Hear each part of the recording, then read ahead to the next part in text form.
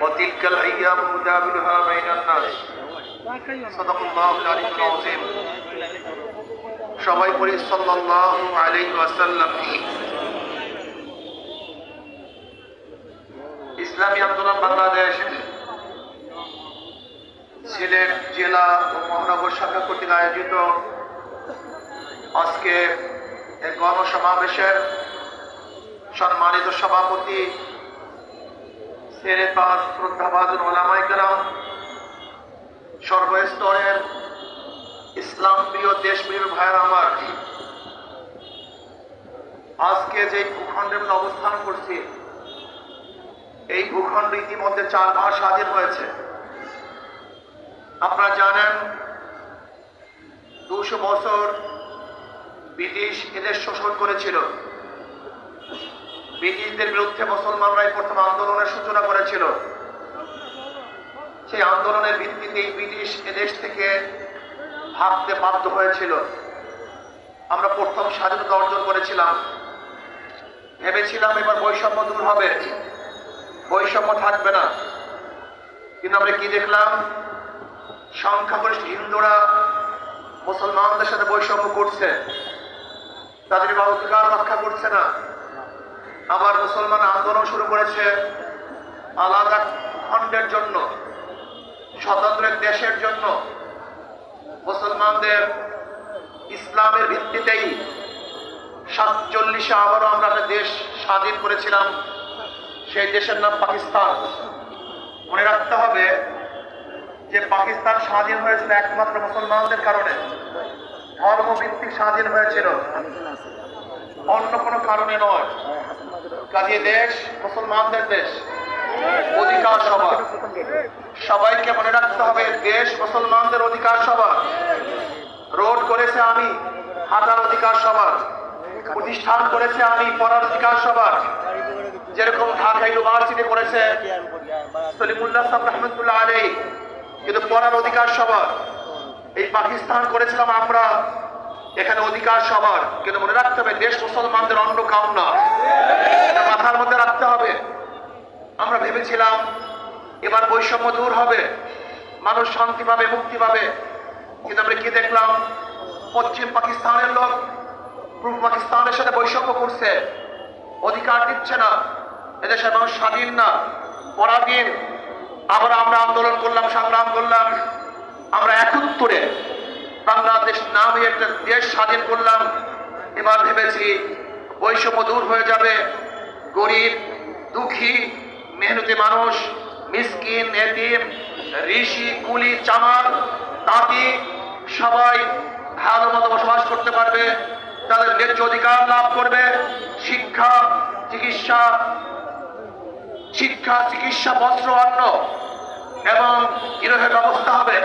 কিন্তু আমরা কি দেখলাম?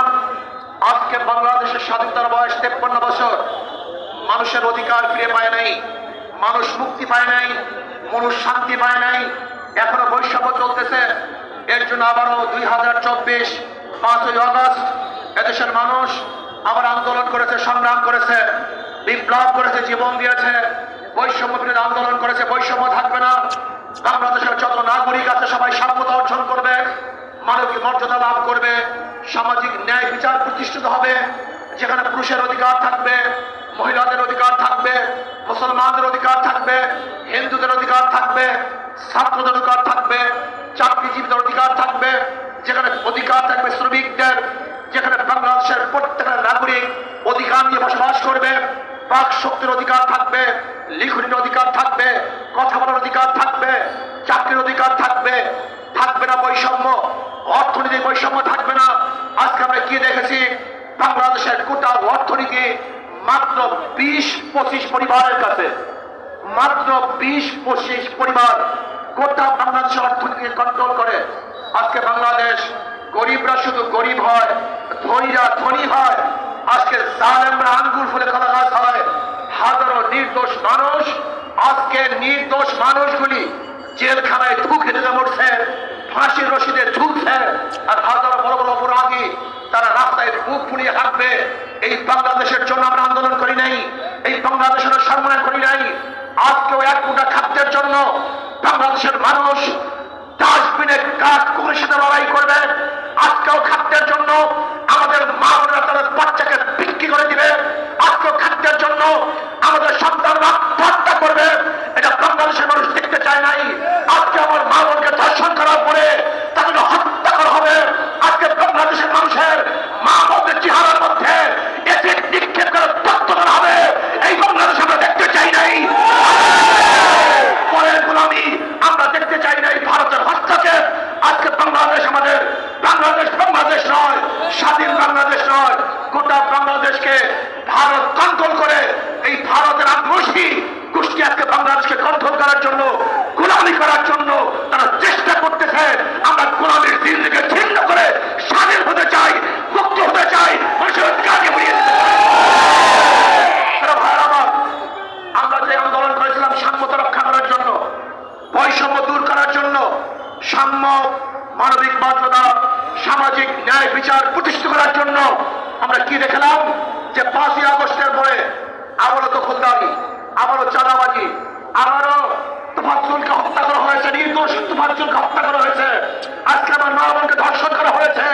আজকে আমি কি দেখলাম, হাজারো নিরাপরাধ মানুষকে আবারও কেসে দেওয়া হয়েছে, হাজারো গরু লুট করা হয়েছে, ঘর লুট করা হয়েছে, মানুষের অত্যাচার করা হচ্ছে, জুলুম করা হচ্ছে, নির্যাতন করা হচ্ছে। এর জন্য মানুষ আন্দোলন করে নাই, সংগ্রাম করে নাই, রক্ত দেয় নাই। আমরা চাই না জুলুম আর দেখতে, বাংলাদেশের মধ্যে বৈষম্য দেখতে চাই না। আজকে গরিব ছাত্ররা অর্থের অভাবে পড়াশোনা করতে পারবে না, তার উচ্চ শিক্ষায় শিক্ষিত হতে পারবে না, এইটা আমরা দেখতে চাই না। আজকে আমার মা বোন মিসকিনরা, এতিমরা, বিধবারা না খেয়ে থাকবে, এই বাংলাদেশ আমরা দেখতে চাই না। আজকে আলেমদের সাথে বৈষম্য করা হচ্ছে। সবচেয়ে বেশি বৈষম্য শিকার হচ্ছে আলেমরা।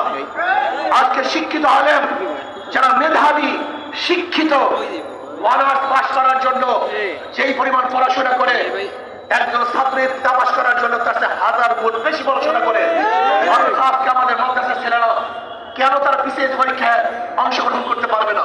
তারা কেন বিশেষ পরীক্ষা দিতে পারবে না? আজকে মাদ্রাসার ছেলেরা কেন চাকরিজীবী হবেন না?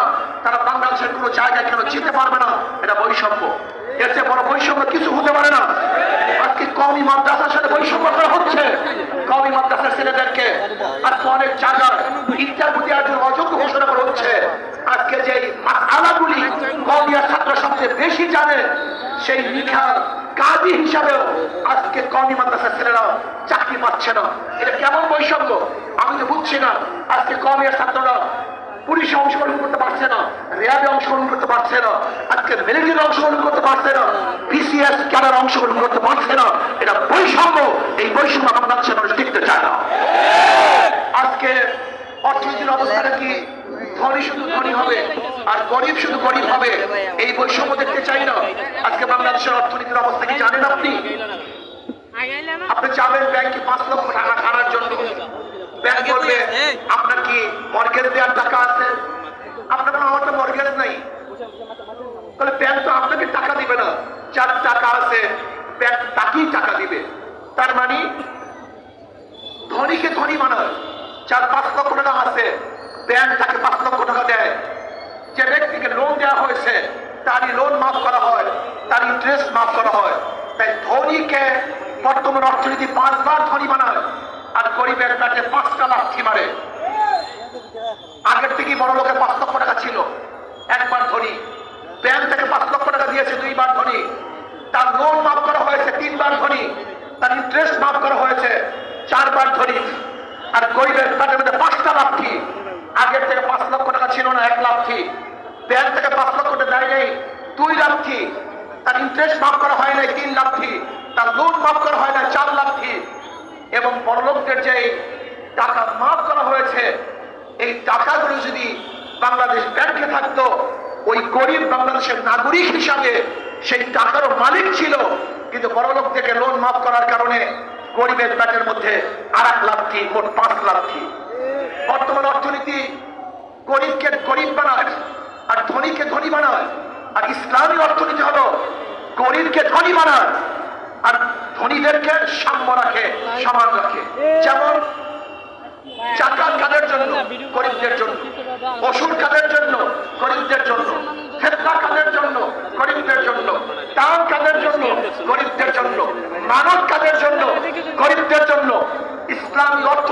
গোটা অর্থনীতি গরিবদের জন্য, অথচ কপাল পরে গরিবরা ইসলামকে ফলো করে না, ইসলামী অর্থনীতি বাস্তবায়ন করতে চায় না। আমি চ্যালেঞ্জ দিয়ে বলতে পারি যে ইসলামী অর্থনীতি বাংলাদেশে বাস্তবায়ন হয়, আগামী 5-10 বছর পরে একজন গরিব সীমার দরিদ্র সীমার নিচে থাকবে না, সব দরিদ্র সীমার উপরে চলে যাবে। আজ আমি চাই যাদের মাধ্যমে এদেশের গরিবরা গরিব হয়, জুলুম হয়, অত্যাচার হয়, অবিচার হয়, তাদেরকে আমরা ক্ষমতায় দেখতে চাই না।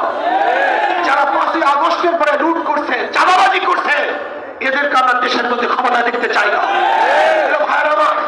আজকের সমস্যা আমাদের মধ্যে, সমস্যা সরকারের মধ্যে নয়, সবচেয়ে বড় সমস্যা হলো জনগণের মধ্যে। এই জনগণ কাকে নির্বাচন করবে, এই নির্বাচন করতে ভুল করার কারণেই তারা বারবার ক্ষতিগ্রস্ত হয়। আপনাকে অবশ্যই মনে রাখতে হবে, একজনের নাম এ, একজনের নাম বি, একজনের নাম সি। এও চোর, বিও চোর, সিও চোর। ক্ষমতা আছে এ, সে কি করবে? কথা বলেন। হটাও এ, বসাও বি, সে কি করবে? হটাও বি, বসাও সি, সে কি করবে? কারণ নেতার পরিবর্তন হয়েছে, দলের পরিবর্তন হয়েছে, নীতি আদর্শের পরিবর্তন হয়নি। ওসি চলে যায়, এসপি পরিবর্তন হয়, ডিসি ট্রান্সফার হয়, কিন্তু দুর্নীতি ট্রান্সফার হয় না। এর কারণটা কোথায়? এর কারণটা হলো নেতা পরিবর্তন হয়েছে, লেকিন নীতি আদর্শ পরিবর্তন হয়নি। মাদার গাছ লাগিয়ে আমের আশা করা যায় না, তেঁতুল গাছ লাগিয়ে মিষ্টি ফলের আশা করা যায় না, চোরের মাধ্যমে চোর মুক্ত দেশ করা যায় না, ধর্ষকের মাধ্যমে ধর্ষক মুক্ত দেশ করা যায় না, দুর্নীতিবাজদের মাধ্যমে দুর্নীতি মুক্ত দেশ করা যায় না।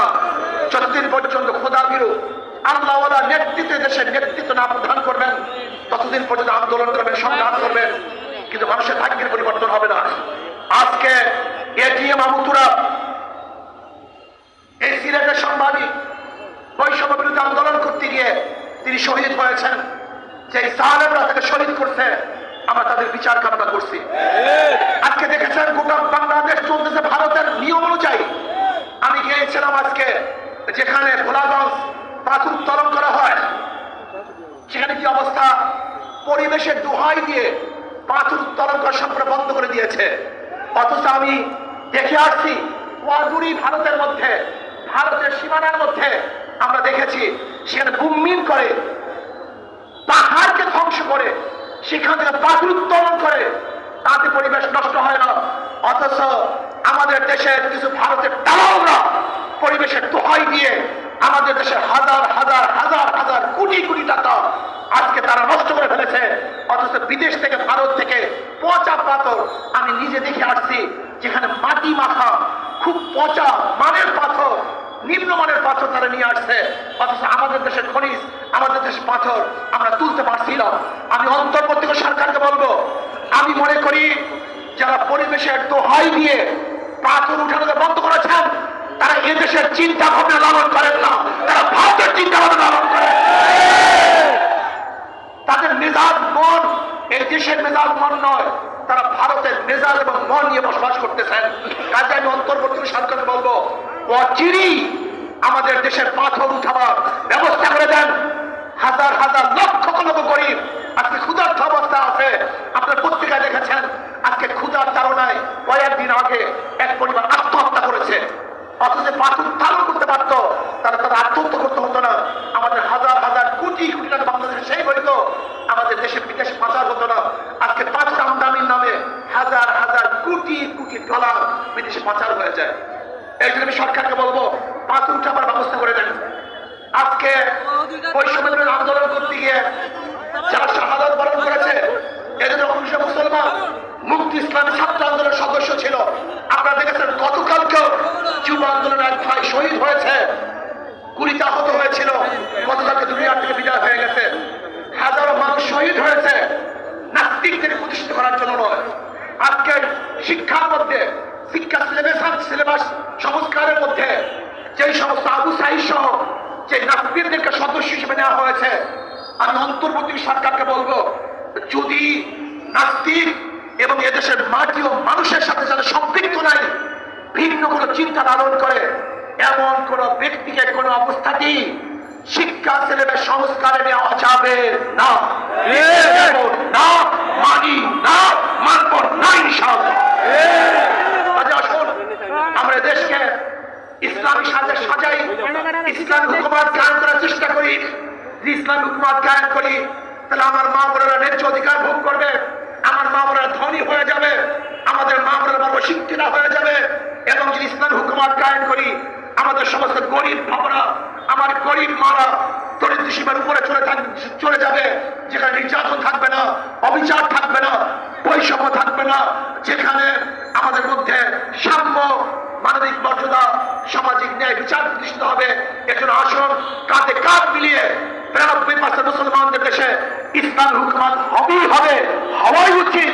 এর ব্যতিক্রমে বাংলাদেশের জনগণ সহ্য করবে না, করতে পারেন ইনশাআল্লাহ। আচ্ছা আসুন আগামী সবাই ঐক্যবদ্ধভাবে ইসলাম হুকুমত কায়েম করার জন্য হাত পাকা প্রতীককে শক্তিশালী করবেন, ভোট দিবেন এবং ইসলামী আন্দোলন অন্তর্ভুক্ত হবেন, এই আশাবাদ ব্যক্ত করে আজকে এখানে বক্তব্য শেষ করছি। আমা আলাইনা ইল্লাল বালাগ। আল্লাহুম্মা আমিন। রব্বানা যালামনা আনফুসানা ওয়া ইল্লাম তাগফির লানা